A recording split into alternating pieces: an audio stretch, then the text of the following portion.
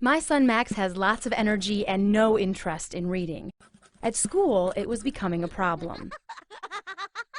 But my sister's a teacher, and she wondered if Max might need some form of special education. And I said, no way! He's perfect! But she said he can be perfect and still have special needs.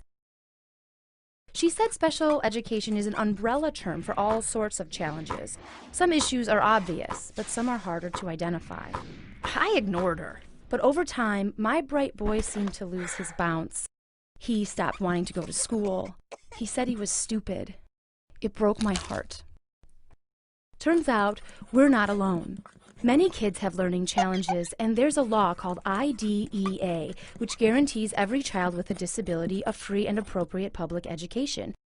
In fact, if a learning problem is suspected, public schools are legally required to have the child evaluated, but families may have to request it.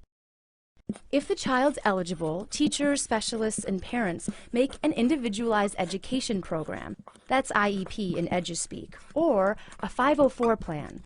Legal documents which set forth what the school will do for the child. Sounds simple, right? Well, it rarely is. In Max's case, his first plan didn't have what he needed.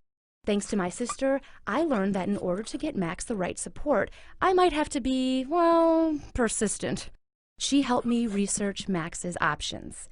Most students getting special services stay in their ordinary classrooms, but get extra support like tutoring or extra time on tests.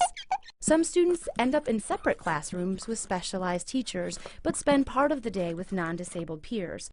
Finally, a few schools, most of them private, only serve students with specific needs like autism or dyslexia.